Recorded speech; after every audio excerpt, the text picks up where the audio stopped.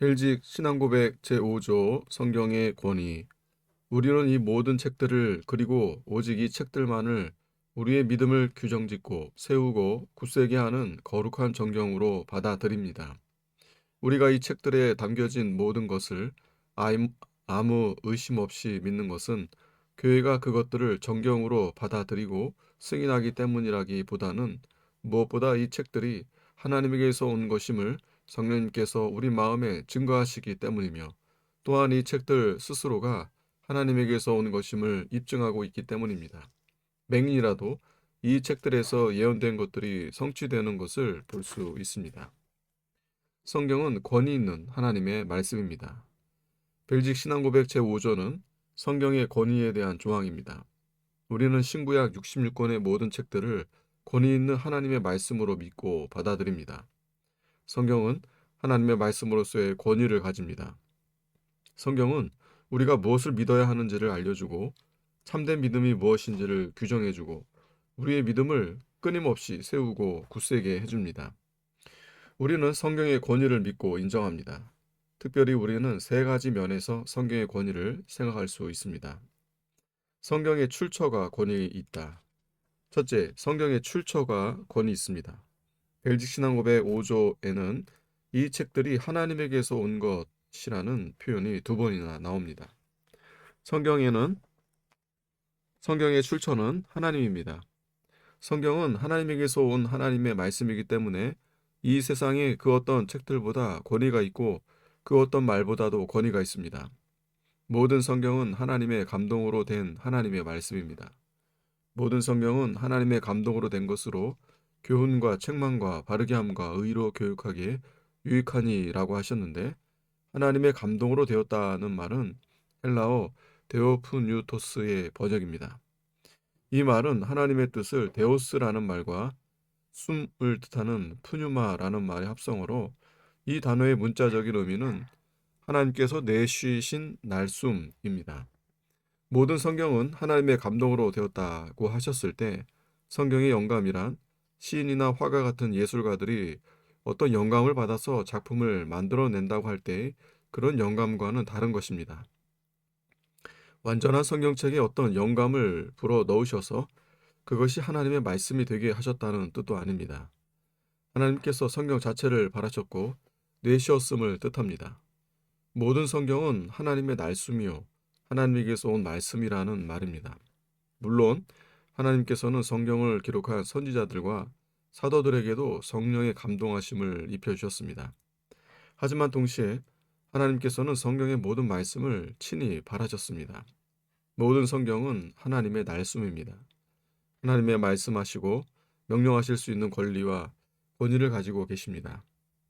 하나님과 인간 사이에는 기본적인 질서가 있는데 하나님은 말씀하시는 위치에 계시고 인간은 듣는 위치에 있으며 하나님은 명령하시는 위치에 계시고 인간은 순종하는 위치에 있습니다. 이것이 하나님과 인간 사이의 기본적인 질서입니다. 성경은 하나님의 말씀이기 때문에 권위가 있습니다. 웨스트민스터 신앙고백 1장 4항은 성경의 권위에 관하여 이렇게 말합니다. 마땅히 믿고 순종해야 할 성경의 권위는 어느 사람이나 교회의 증언에 달려있지 않고 그것의 저자이신 하나님께 전적으로 의존한다. 그러므로 성경을 받아들여야 하는 이유는 성경은 하나님의 말씀이기 때문이다. 성경의 신적 기원이 성경의 권위의 궁극적인 이유입니다. 성경이 하나님에게서 온 진리가 아니라면 성경에 관한 모든 말은 다 헛말에 불과합니다. 설교자가 강단에서 전하는 모든 설교도 다 부질없는 말에 불과합니다. 설교자가 성경을 읽고 성경의 내용을 설교한다 하더라도 그가 붙들고 있는 성경이 하나님에게서 온 것이 아니라 단지 사람에게서 온 말이라면 그 설교자의 설교가 무슨 의미가 있겠습니까? 존 프레임 교수는 성경 권위의 절대성은 하나님의 권위가 절대적이기 때문이며 또한 성경은 우리에게 말씀하시는 그분의 인격적인 말씀이기 때문이라고 했습니다. 어거스틴은 만일 성경의 신적 권위가 흔들린다면 신앙은 비틀거릴 것이다 라고 했습니다. 바빙크도 이렇게 말했습니다. 진실로 성경의 권위가 기초할 수 있는 단 하나의 토대가 있는데 그것은 성경의 영감이다. 이것이 무너지면 성경의 권위도 끝장난다. 이런 경우 성경은 우리 신앙과 삶의 기준이 되기에는 전혀 자격도 없는 단지 인간적인 글들만을 포함할 뿐이다. 그러므로 성경은 그 출처에 있어서 이 세상의 다른 모든 책들과 근본적으로 구별되는 권위를 가집니다. 성경의 내용 자체가 권위 있다. 둘째, 성경의 내용 자체가 권위 있습니다. 벨지 신앙고백 제5조는 이 책들 스스로가 하나님에게서 온 것을 입증하고 있기 때문에 우리는 성경을 권위 있는 하나님의 말씀으로 믿고 받아들인다고 했습니다. 이것을 우리는 성경의 자증이라고 부릅니다. 성경 스스로가 하나님의 말씀으로서의 권위를 나타냅니다. 신구약 66권의 책이 정경으로 받아들여진 것은 그것이 하나님의 말씀이기 때문이요. 성경 자체가 하나님의 말씀으로서 가지고 있는 빛과 아름다움과 능력을 발산하고 있기 때문입니다. 웨스트민스터 신앙고백 1장 5항은 신구약 성경의 내용의 천상적인 성격, 교리의 효능, 문체의 장엄함, 모든 부분들의 일치, 전체의 의도, 인간 구원을 위한 유일한 길에 대한 충분한 발견, 다른 많은 비할 데 없는 탁월한 속성들, 그리고 그것의 전체적인 완전성은 성경이 하나님의 말씀이라는 사실을 풍성하게 증명하는 증거들이 된다고 고백하였습니다. 성경의 모든 내용은 사실이고 진리이기 때문에 권위가 있습니다. 무엇이 성경을 권위 있게 만듭니까?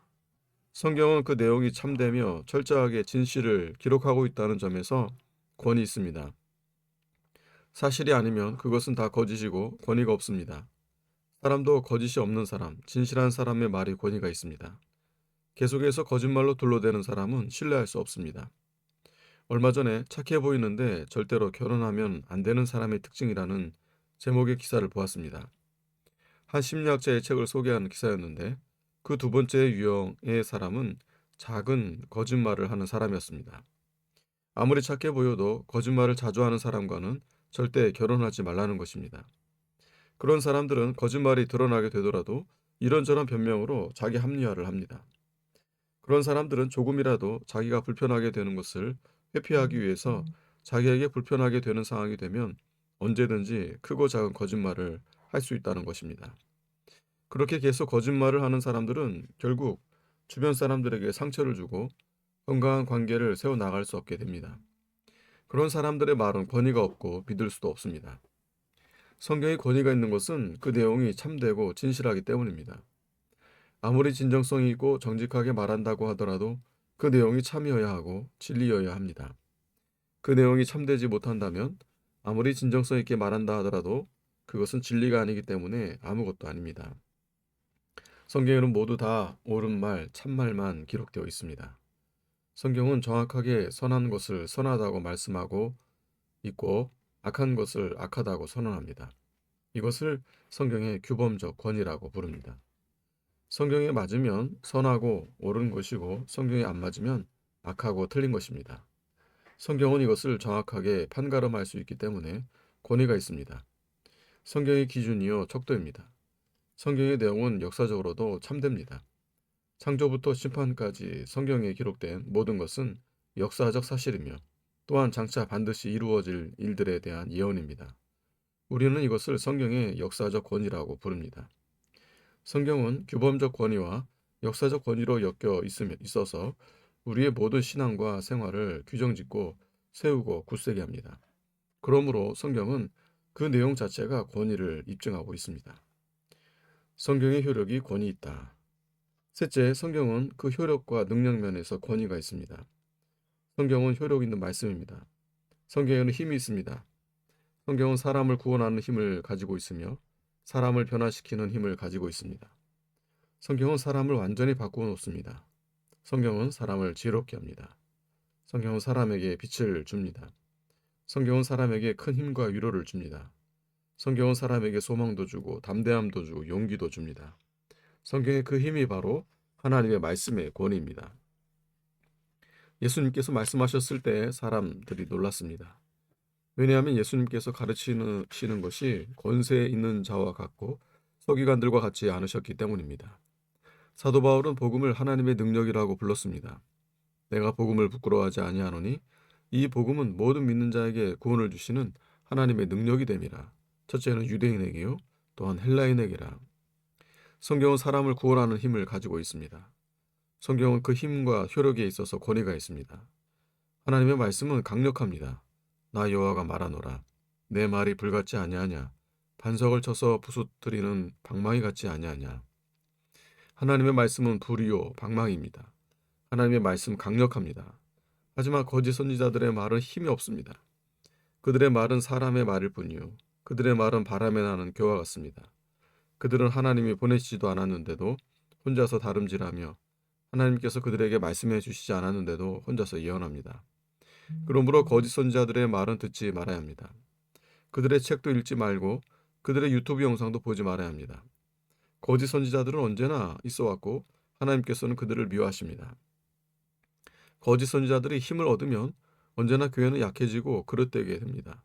하나님의 효력 있는 말씀을 전하는 참된 선지자들과 설교자들을 귀히 여기고 그들의 말을 들어야 합니다. 성령의 내증과 교회의 외증. 우리는 성경의 권위를 믿습니다. 성경은 출처나 내용이나 효능에 있어서 그 신적 권위를 뚜렷하게 나타내고 있습니다. 하지만 우리가 하나님의 말씀으로서의 성경의 권위를 인식하고 믿고 받아들일 수 있는 것은 결코 자연스럽게 이루어지는 것은 아닙니다. 우리 자신의 지혜와 능력을 잘 발휘한다고 해서 되는 것도 아닙니다. 벨직 신앙 고백 제5제 고백처럼 우리가 이 책들에 담겨진 모든 것을 아무 의심 없이 믿는 것은 무엇보다 이 책들이 하나님에게서 온 것임을 성령님께서 우리 마음에 증거하시기 때문입니다.